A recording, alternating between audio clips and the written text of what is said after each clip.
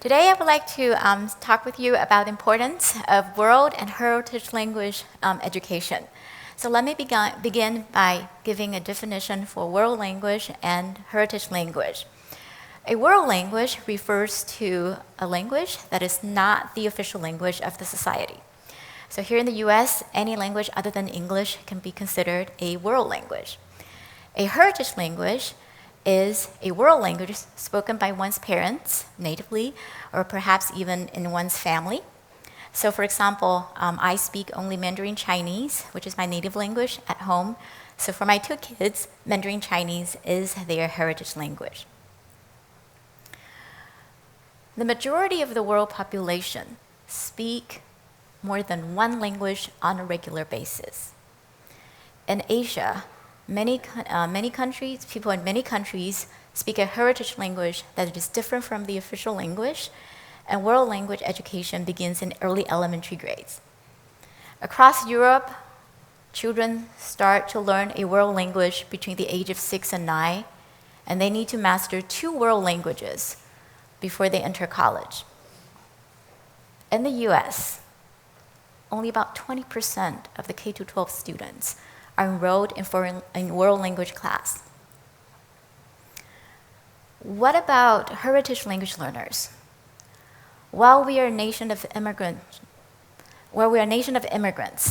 70% of the immigrant children speak the heritage language on a regular basis up until only the age of 5. And by the time these children reach the age of 18, only 1% of them can still speak their heritage language fluently.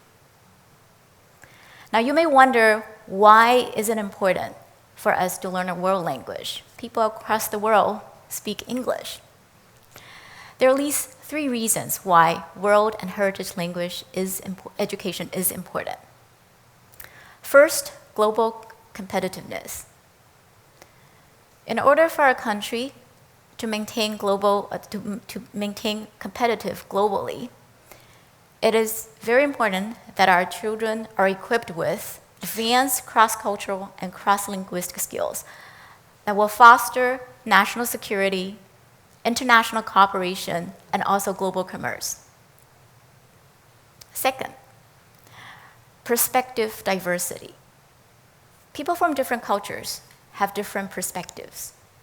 And many of these culturally unique perspectives are deeply rooted in the language. So when we are lagging behind in world language education, we're also lagging behind in cultural and perspective diversity. Last but not least, early world language education is crucial.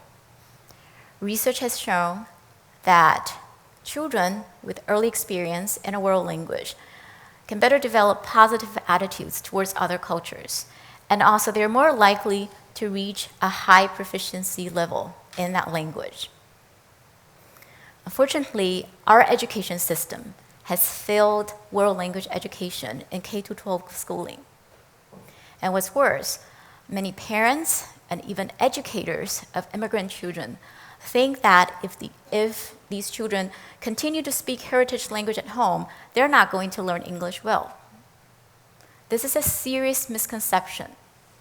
My own research, as well as research by many prominent bilingual education and psycholinguistic researchers around the world, have shown that when immigrant children have solid language and linguistic foundations in their heritage language, they're going to catch up and even excel their monolingual peers in the language and literacy proficiency of the society, the official language, the society main language. Plus, they enjoy the benefits of being bilingual, biliterate, and bicultural. So I've been directing a world language program funded by a federal grant from the National Security Agency, the only grant that funds K-12 world language education in this nation. So I'm going to share a little quote from a parent of a child who's participated in our program a few years ago. The parent said, "Tammy," and the pseudonym of the child, "has thoroughly enjoyed this program. Just yesterday, we were at a bookstore when an elderly woman was reading to her grandchild near us. The woman looked up at Tammy and said hello in Korean. And she seemed embarrassed and quickly said hello in English. Tammy was able to Tammy was able to use the correct Korean phrase for goodbye as we were leaving. And Tammy later told me why she said one phrase over the other due to the fact that the woman is older than her. I wish you all could have seen the woman's face. She was astounded, and the biggest smile came over her face. The exchange was delightful, and Tammy says she wants to learn more.